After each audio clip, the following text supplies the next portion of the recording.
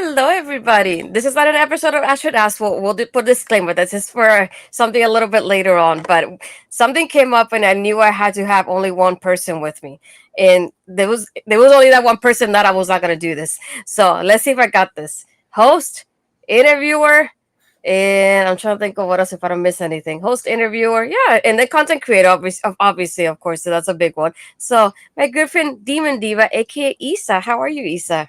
I'm so happy to be here. It's about time we got together. I am so excited to talk to you. Yes, yes. I like how you're one of the few people that I've met in real life, but I haven't been able to do anything with you. So I'm glad this is the opportunity that came about for this.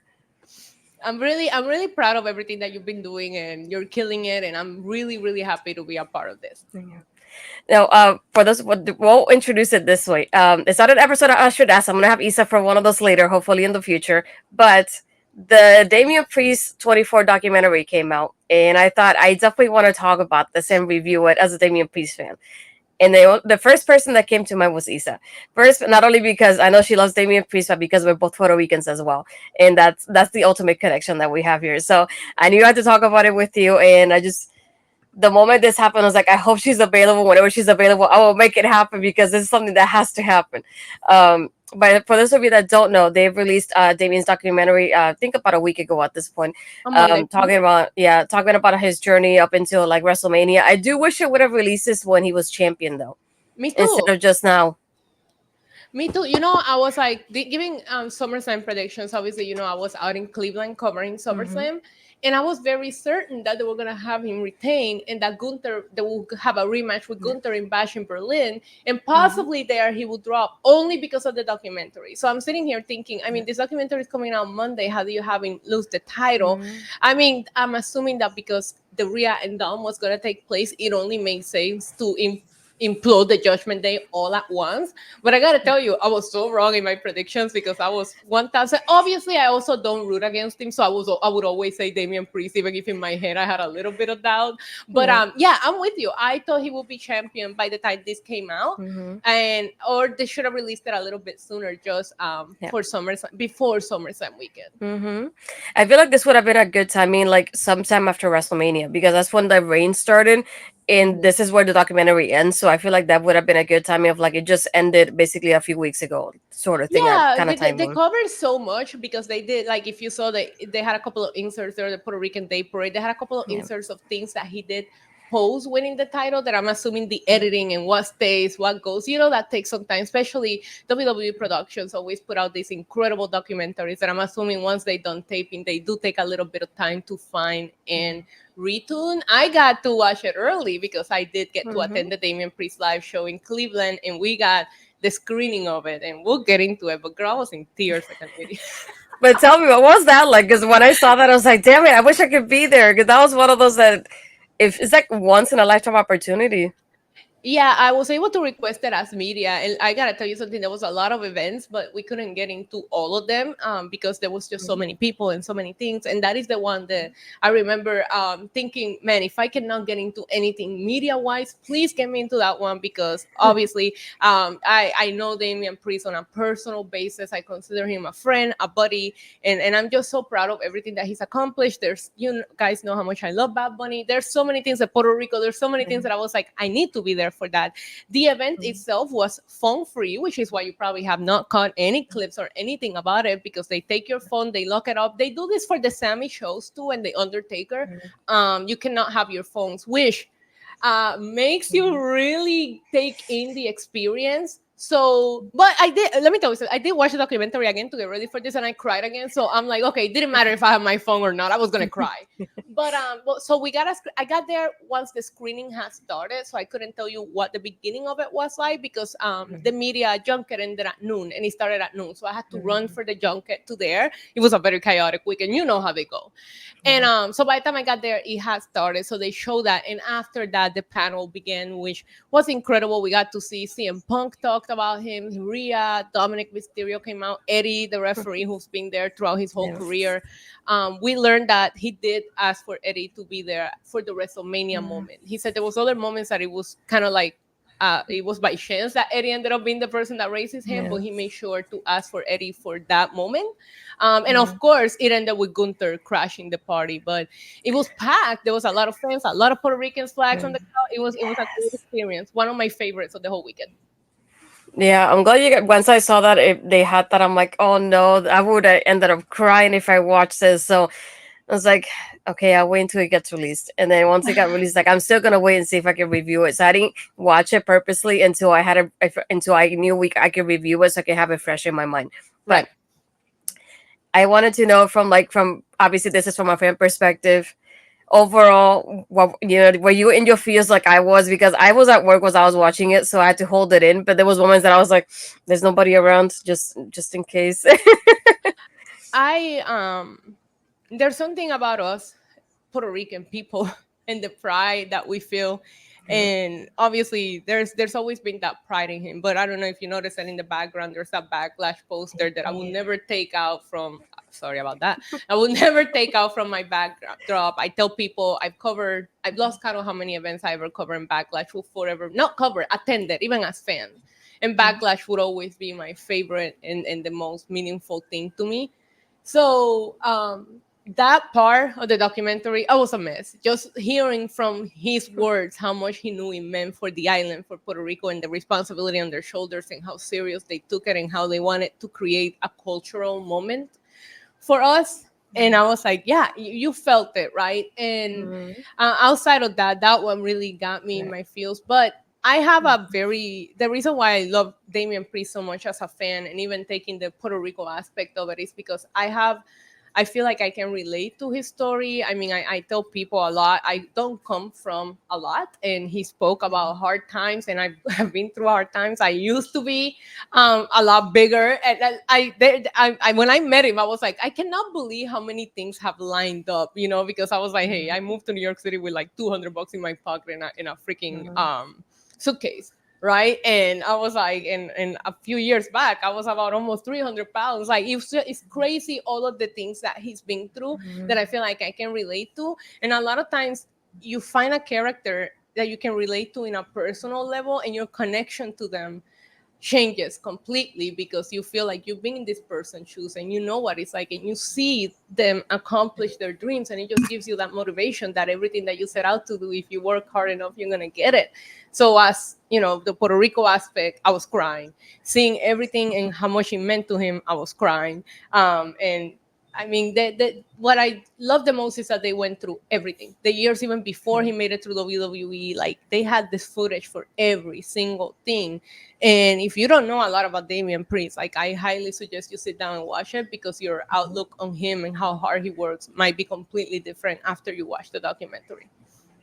Yeah, and I feel you on the same level too. Even though I didn't move to New York, but I moved from Puerto Rico to Orlando. But it's something like Mhm. that. My family and I, we all had like I think like 5 suitcases each and whatever we had on ourselves, and we moved to hoping for that better future. So it's like I seeing that aspect of it from his family, and like even his family saying if he was struggling, we wouldn't know because he wouldn't tell us. Like I'm the fighting same like way, by girl. yourself. Woof.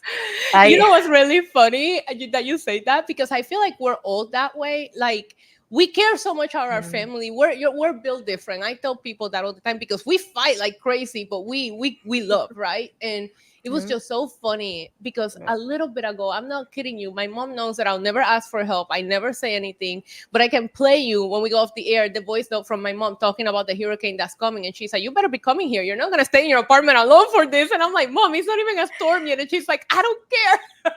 You're spending it with Yeah. us. And I'm like, okay. And it's just funny, because my mom knows that I will never call her and be like, "Hey, mom, Mhm. like, the hurricane's coming. Can I come over?" No, she has to force me there. That's just how we Mhm. are. And I love her mom Yeah. saying that, because some of us really are that way.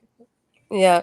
So going back to the beginning of it, when did you first watching wrestle? Because for me, like I was telling you before we started recording, I went to WrestleMania in New Orleans with my brother. And then at that moment, we were thinking what we wanted to do prior to WrestleMania. So he said, between NXT Takeover and Ring of Honor?" And at that moment is when we had the Bullet Club and the Young Bucks and Hangman and Kenny and Cody. Everything was going on. So my brother said, "Why don't we go to Ring of Honor since we're already going to WrestleMania? And we see the W people in one way, and then we see the Ring of Honor people we want to meet." And I didn't realize even back then that this is my introduction to like the Briscoes. That's the only time I ever seen them live. This is when I saw Punishment Martinez live. And I'm telling you, like he was one of those people, like he captivated me in such a way that I wanted to see more from him, but I also didn't watch the Ring of Honor product. So I didn't Right. get to like watch from him during that time until later. Then I hear, oh, Punishment Martinez signed with NXT, and I said, no freaking way. I watch NXT all the time. This is my person. I get to watch him now. Like basically, I want to say like grow up to say like that in the WWE system. So thinking about the aspect of like now I get to see him on a weekly basis and watch him from being in NXT to what he is now and in Money in the Bank and World Champion, like everything. It's just like I couldn't believe that that was Yeah. the person I watched, and even now is I'm getting like I got the shirt because of him. If not, I would have gotten it. So it's like it's so many things thinking about it. But when was your first time that you saw him wrestle? That you're like, this is my person. So I used to be very known for being WWE only when I originally started, Mhm. and I would do my reactions before media, right? When I was just posting reactions to my YouTube channel, but I would do a podcast with other people that would talk to me about people that I should keep an eye on. And I never forget my friend telling me, "Oh, you heard of Punishment Martinez?" And I'm like, "No." And he's like, "Well, you like him because you like the big guys, and he's Puerto Rican." And I'm like, "All right, fine. Send me some clips."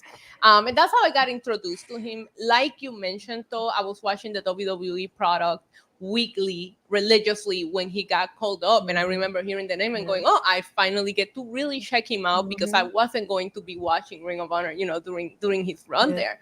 So luckily, I have gotten to watch him since day one in NXT into everything that he's done right now, and that builds a connection with those performers that you get to see since day one. And a fun fact is, my very first WWE interview as media was him. It was Oh. SummerSlam 2021, right before he won the United States Championship. Oh my goodness. Yeah. It's like, and I love from your aspect that you get to experience this in such a different way than most of us because you have been there when, for this moment's life, like you said, the backlash and like when he cashed in, becoming world champion, everything. So it's like I remember one thing we do have in common that I would say, aside from what I mentioned earlier, is the fact that he got to watch our reactions on the bump when they had it on the bump. So And once we I make saw fun my myself, I was like, oh, this is so embarrassing, but I'm also so proud. I wanted him to see how we all marked out for him. right? I the funny thing is, like, I had seen the tweet and I thought I'm just gonna reply to it with my video. I don't think anything's gonna come of it. And what was my picture because it was picture of me crying once the cashing happened because I know we're gonna have different experiences because you were there live. For me though, I that moment that it was Punk and Drew, like that little moment that they had before the cash, and I remember kind of jumping in the couch a little bit and going, "Something's gonna happen here. Something's about to happen here." And I was like, "Oh my god, a cash in!" And I couldn't believe it. Once I heard the music, my hands were shaking. I was like, "Please don't be a failed cash in." That was the only thing I can think of. Please don't fail me like this. I was hoping they wouldn't give him that moment because I know prior to this, like during this whole process of him being senior Money in the Bank, It it was a became like meme. the yeah, It they was a mentioned it. It meme. was a meme. It was a joke. It's like he's gonna be a failed cash in. And seeing so many people mention that online made me think of like, please no, I don't want that to happen to him because I will cry even more, like Oh harder. God. Yeah, I was like, I will be devastated if that happens. So hearing the music, I started like shaking. I was about to cry, and I was like holding it in. And then once I heard that 1, 2, 3, I just couldn't hold it in. I started crying. I really did. It was like, how was that for you being there live though? You the clip that they show on the bump is not the full reaction. You can go watch it on my Mhm. YouTube channel, ship plug.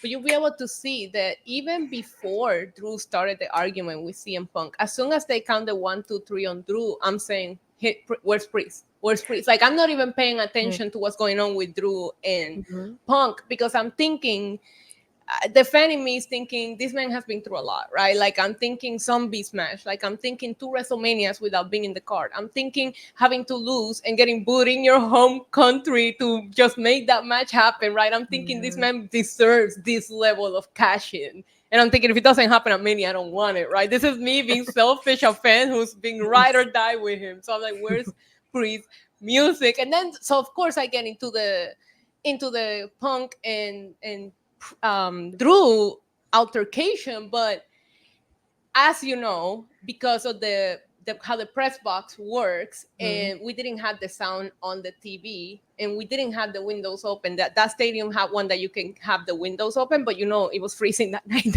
so nobody wanted the Yeah. windows open. So as soon as I see the cues and the music, I'm marking out. I'm thinking this is not gonna fail. Like Yeah. maybe that's why my Mhm. reactions are so extra, because when I say something in my brain, I'm not believing that it's happening otherwise. So I'm like, oh my, I'm already celebrating, as you can see in the clip.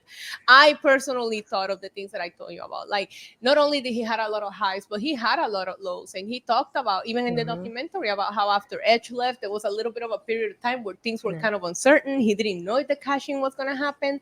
So I'm thinking, no, it's going to happen. It's going to happen right here, Philadelphia, where he got started. It was so perfect. And just the perfect way to put a bow in his story, So I personally went into Mania thinking that the cashing was happening. He was gonna Oh succeed, so I gosh. was just waiting for it. Yeah, I'm gonna play the clip of mine because I knew I had mine saved and I could get it. I had screen recorded mine because at that moment, and to put it like that, when he went on the bump, we don't know ahead of time that they're gonna show our clips. Like I had no Right? idea. And then I'm about to go into a meeting at work, and I start getting tagged by a bunch of my friends. He saw it. He saw it. He saw it. And I'm like, I don't know what you're talking about. I didn't even think. I forgot his episode was airing that same day. And then I'm like literally shaking. I'm trying to keep it together before the meeting starts, and all I see is Damien saw your reaction to the cash in, and I went, no freaking way! I can't believe like that doesn't happen to me. So that meant a lot. Me to be able to have him see my reaction because I wish I could have recorded it, but it had a picture of me crying, which I'm like gonna post in a moment. But that meant so much thinking of like he knows now how he made us feel in this moment, and I'm glad I wasn't the only one, obviously, because you were there too. And the funny thing for you, because you're supposed to be quiet in the press box if I'm not Uh-uh. mistaken too, but I was like, no, in that moment there's no quiet. Nope. Nope. And the press box, there is a handful of Puerto Ricans up in there. So Yes. even if I stay quiet, noises were going to Yeah. be made because we're everywhere and we just take over the place Yes. when something good happens. Yes, that's true. I'm gonna hopefully I don't get flagged with copyright, but I'm gonna show you guys the clip of where he saw my reaction to the cash in. This is surreal, I'm sure. Is it almost seeing that stuff almost like an out-of-body experience in a way to be able to kind of see all of this from other people's perspectives? It's beautiful, man. It really is. I can't thank people enough, and the fact that people are feeling that emotional over me winning the championship means the world to me, and I cannot say thank you enough. And sigan apoyando. Yo voy a seguir dándole duro. I got to tell you something. This one puts on a very professional opinion. I forgot I put the wrong clip, but that's one of them. I'm gonna put the other one in a moment too. But still, it's just like it's one of those moments that it doesn't happen like that, and to think of us Puerto Ricans, we don't have a lot of representation often. So I feel like now recently we especially have like I want to call like a big wave of people. We have the Santanas and the Zelina Vegas, and it's little by little how we had Puerto Ricans come here and there and show off in such a way that it just makes me so happy to see it. And that moment to me was just like it meant so much. It really did. And I kept thinking also of from your perspective, because not only are you a Damian Priest fan like you mentioned, but you're also a Bad Bunny fan, and you've been there for Backlash when they both this was happening, and they had the Mania match together too. So tell me from your perspective, how was that, seeing it from the documentary versus like your reaction to being there live? I had a series on my YouTube channel where I was asking people throughout the island, even people from the WWC locker room, like, "Hey, are you for Bad Bunny? Are you for Damian Priest?" Because that's the actual hype that was Mhm. like happening in the island, where it was what everybody was talking about. It was surreal. It meant so much. Like I couldn't. It felt very. I just couldn't believe it. You know how long WWE had done anything here, and they did came back for house shows. They did. I even flew down a few times Mhm. when I still didn't live here to take my mom to some of them. But a pay per view, and for it to even start when I asked Triple H that question at a press conference, and for it to come to fruition, like it was like crazy to me. Like the whole thing felt very out of body experience. And like I mentioned to Mhm. you, I got to go to a community event that they did here, and I got to interview Priest there. And it was actually really funny because as a Bad Bunny fan, the biggest Bad Bunny fan, there he is. Look at that. That was my favorite interview ever. It was like two people that this meant a lot to, just talking. And in that interview, I died laughing because I wanted to like take him out of character. So I was like, oh, what do you gotta say to the delusional people that are rooting for Bad Bunny? Because I'm over here the biggest Bad Bunny fan, but I wanted the wrestler to freaking win, you know? So he started saying, he's like, oh yeah, they don't know what they're talking about. And I'm like, yeah, but if it was a rap battle, Bad Bunny will beat you. And he just busted out laughing. And I'm like, there it is. I got him off character because, you know, he's always the big, bad, serious guy. And he's like, okay, yeah, he'll beat me, but not in a wrestling ring. Yeah, that's true. It was so much fun. Everybody was full of joy. I got, as you know, I got to hang out with the LWO. We got tattoos. That whole weekend was like an experience that I will never forget. And just seeing the hype around the island. If you go back and watch some of my reactions, there's a little kid sitting behind me that I wanted to adopt him. Like, he was having so much fun. He's like, oh, I watched, he was 9. He's like, I watched this my whole life. I never thought I would come to one of these events. And sometimes when you go to so many, like, it kind of just like, it's like another day at work, not Backlash. It was in Puerto Rico. It was with my people. And I always tell, like, you know, my 3 favorite things in the world are wrestling, Bad Bunny, and Puerto Rico. So to have that moment where that's all combined, I'm like, it felt like a drug, okay? And nothing would ever match that Bad Bunny entrance, a Backlash in Puerto Rico. Like, wrestling can try to do all of this. That cash-in came pretty close, not gonna lie. But for me, it was just to see the excitement of everybody in the island, to get to experience what I'm very lucky and fortunate to get to experience with my work and the content that I create, for them to bring it here and for everybody to see what the crowd was like. And that Bad Bunny entrance still gets talked about. And I'm like, bring them more often, because that's really how it is here. And it's not a one-off. They could come every year and you're going to get that same energy from the crowd. I cover WWC here, and that's how the crowd shows up to shows that are a lot smaller. You know what I mean? But people here love the wrestling.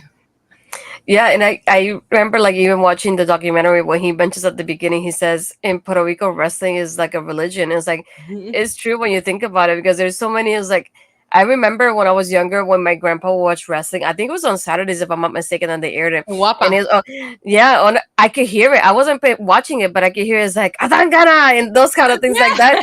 That doesn't get away from your mind. It's like, and I didn't think about it later on, because I'm always thinking like my dad is the person that made me get into wrestling. But I remember in Puerto Rico hearing my grandpa watching that, because I remember hearing it all the time. I wasn't watching it, but I was listening to it as I was doing other stuff around him. And just thinking about the fact that wrestling goes back even further than I expected it to be. I didn't think about that until a lot later. And thinking, I was like, you know, who doesn't know Carlitos Colon in Puerto Rico? Like, who doesn't know Sabio Vega? Who doesn't know even, you know, Carlitos Colon over there? Like, it's so weird. You brought up the Atangana, and I love that, because working with Lucha Libre Online, Hugo became a co-worker. And I remember the first time meeting him, I'm like, you were my whole childhood. You were my watching the Lucha Libre from Puerto Rico. And then when I started watching WWE, that's the voice that I hear. Like, this guy got, like, friends with him now, which like insane, because like it's the same way that some people around our age group see JR and they just go crazy. That's Hugo to me. That Tangana will forever be rent-free in my brain. And I have moments that I didn't think about that until like later on. I thought, I remember listening to that when I was younger. It's always like Carlitos Colon this and Carlitos Colon that. And I was like, I didn't think about that aspect of it. And he described it so perfectly there when he said it's like a religion. We all know about it. And it's like whenever there's a pay-per-view, or like even with like boxing, for example, that's another thing that happens to it in Puerto Rico. It was like, I remember like my grandparents have the like house in the corner. So everybody wants to watch it, and the big screen that the neighbor has, and the barbecue this and do that. And it's like kind of like the thing we do here with the pay-per-view parties in my own home, but like obviously in a bigger scale. But all the neighbors come watch it together with a big screen, and you know there's food and everything. The celebrations of the Puerto Ricans win, and it's like it's such a bigger thing, and it's bigger than what we think it is here, to be honest, in the island. And not only that, by watching in the documentary too, the part after he cashes in and seeing the people that he admires go up to him, he's like, "Oh look," and then the NW will put me over. I can't fail now, and it's like those moments. It's like the Undertaker congratulated him. And yes, the Rock. You can see the like Rock. when the Rock congratulates him, and he goes, "Well, that's cool," and you can just see like the fan in him, like keep it cool. But you know that was cool. And the Undertaker meeting his family, like he talked throughout the entire documentary of what a big Undertaker fan he is, and you can see it. Seeing seeing his hug with Scott Hall, knowing that he's a huge Scott Hall fan, he uses the surfer walk like Scott Hall, got permission from him, and obviously he's no longer with us. So I'm sorry, not Razor Ramon. That you know what I mean. Like he's no longer with us. So seeing Damian talk about the people that believed in him since day one, X-Pac, like it is crazy to me to see him like interact with the people that he talks on the beginning that he really, really, like. Not only that, and thinking of, like, for me, I'm also a big like Seth Rollins fan. So when he goes backstage and Rollins hugs at me, it's like, this is your moment, baby. This is your moment. And the way he hugs him, just like, I love when you get those moments backstage, like Bailey hugging him and Triple H, and it's like the way that people are so emotional with him, and the way Triple H says, just let it out, just be emotional, don't worry about it. That really got me. The Bailey thing got me because that is one of the things that I learned from the documentary, that Bailey went to one of his indie shows and said, this guy got everything. Why are you not working with us? And even approached him about that. And he talked about what that meant to him and how that inspired him, because he said, if I have a WWE superstar telling me that I got it, I need to get there. But I had no idea about that, the Bailey thing. So that one was a fun finding from the documentary. Yeah, I didn't know about that one either. And like thinking also like people like Paul Heyman who will also remember him. It's like every time he was in the Philadelphia area, it's like even Northern, it's like he will call him up to do extras. And I like how they bring up the fact that he was an extra. Like I've never seen that picture online before, but I never watched the clip for some reason. I remember watching it in that moment, but I'd never seen it after. It's when he's backstage, he's like a security guard for Stephanie with the Brie Bella, Nikki Bella thing. And thinking of like, there's so many moments that even now I joke around and I say, whenever there's a security guard or a cop, and I say, always watch out and remember those faces, because you never know when you're going to see them later. And it's like, it reminds me of that because they happened with Gargano, they happened with Ciampa. CM seeing Punk it with him. was a driver on a John Cena entrance at one point. Yeah. So seeing that, I was like, wow, it's just nice to see him like from there to like where he is now. And even like I remember seeing it there, but at least seeing the clips of like the Judgment, they like at Gorilla just jumping up and down and like crying with him when the moment he cashed in. It's just like that was another one that really got me, because we're thinking about it, obviously they're heels, but this is like what 2+ years of them working together, and you travel together, you get to know each other, so that helps on screen. But there's sure so many moments together that we don't get to see because obviously this is on the road. And be able to like have those moments together like that's so precious. And they talked about the WrestleMania before, where Damian, granted, that kicked off his feud with Bad Bunny, but Damian was not on the card, and he was out there. He was the first person that Rhea hugged when she won from Charlotte. He was out there for Dominic. Finn Balor had a match, and I thought it was really special that they showed like he was there to support him, even though he wasn't on the card. And as a WWE superstar, you know that stings. Not everybody can make it on the card, obviously, and there was bigger, better things in store for him. I don't think he would change anything about how he got to where he got, but I thought it was super special to see them be there for him and be the first people that, that he hugged when he won. And Finn Balor saying, sometimes I get excited for other people's successes more than my own. That's family. You know what I mean? That's when somebody loves you and care about family, because that's when you become happier than even you would if it happened to you. So yeah, it was very special to see his friendship with Rhea. I love that they're going to get to work together moving forward, because the Terror Twins is such an underrated friendship that I feel now will have all eyes on it. But I feel like people don't talk about it. They came to NXT together. They've been through everything together. They've been through a lot of similar things together, and I just love seeing that. Seeing their friendship in the documentary. And stay tuned, because now they're going to be faces working together, and I'm super looking forward to their future. Yeah, and I love that part too when she says Priest is my comfort person. And I was like, I think about it this way. It's not often that you get to see a female and male friendship like the way they have it. A lot of people always ship you together, but to have that happen and be something successful is like, she's successful, I'm happy for her. I'm successful, she's happy for me. And seeing that, that back and forth they have each other, and she's winning the championship, like jumping on him and celebrating. I was like, oh my God, I love their friendship so much. As somebody that 99% of my friends are male and 0.1 are female, I love seeing this, because I'm tired of everybody seeing the male-female perspective and not thinking that a good friendship can come out of it, because they can. A lot of the people that are considered in my close circles are guys. Probably why I'm such a big fan of this friendship. Yeah. I actually found my clip, so I'm going to show my clip of actually the bump before I forget about it here. Before we wrap up, a couple final questions with Damian Priest. Yeah, Damian, what we did yesterday is we asked our audience to send us pictures, videos of them reacting to WrestleMania. Well, you're here, and we'd be foolish to do anything other than react to the cash-in. Let's start with this first one from Astrid, who says that she was crying during the cash-in itself. Again, talk about these moments that resonate all the way around. And then we have a couple pieces of video. We're going to start with this first one. Now, the video is sideways. Yeah, just let me tell you, like thinking of like we both had that moment in common too, that he was able to see our reactions, and it's just nice to see some people like that represent us and that represent as well being successful as well. Like I feel it adds another layer to what we feel already with him and that connection. And thinking about, I was like, this is the first Puerto Rican world champion we had in about 50 years. And thinking like hopefully it'll keep going from there. More people will get inspired to do that. But again, this documentary was so well done. I'm so glad they did this with him. It's really funny that the documentary goes through his whole history, because at the press conference immediately after I got lucky enough to ask him a question, with shout out to them, because the first 3 questions went to Puerto Rican. It was Aiden, it was Joel, it was me, and I was like, yes, that doesn't happen by chance, just who gets the mic. But my question to him immediately after cashing in was like, can we take a look at the last 2 years of your career, from zombies to Bad Bunny to tag team titles to briefcase to now this? Like, can you talk to me about this? And that's when he mentioned, like, I was uncertain that I was going to even stay with WWE. So when he gave me that answer, I got a lot of feedback of saying, wow, Priest's story is really deep. And I'm so glad that it's out there now in a documentary for people to see, because what he said in his response was just a preview of what we actually saw in the documentary. Yeah, so overall, how would you summarize watching this? Not only watching it once, but watching it twice at this point. Right. So it's I like, cry are you both gonna? times. I cry both times. But I don't blame you.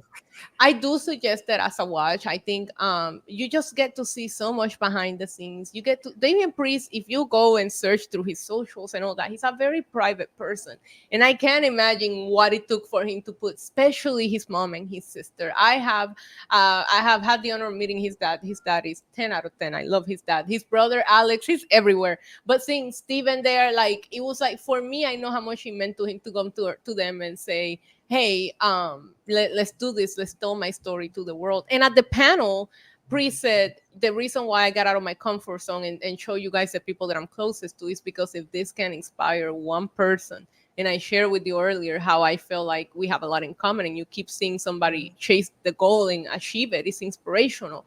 He said, if I can inspire one person, I've done my work here. And I think it's a very inspirational story. I feel like people are just going to learn. Even if you've been watching from Ring of Honor, I feel like there's going to be things in here that you're just not going to learn from not watching the documentary. I would tell everybody, watch it, whether you are just a fan, whether you're a casual, whether you're Puerto Rican, it doesn't matter. I feel like anybody that enjoys wrestling is going to enjoy the documentary. I would even show it to non-wrestling people just to see an inspirational story. Yeah, I think the only thing I would have changed about it would have been, like I said earlier, the releasing of it. Because I also thought about that aspect of like him and Gunther went back and forth, and he mentioned that he's from the streets and everything, but we don't get to see that aspect of his life. So I feel like when he started having those promos with Gunther, we should have gotten this, just to have it as a little bit of a extension to what he was saying during the promos, and to understand that even more.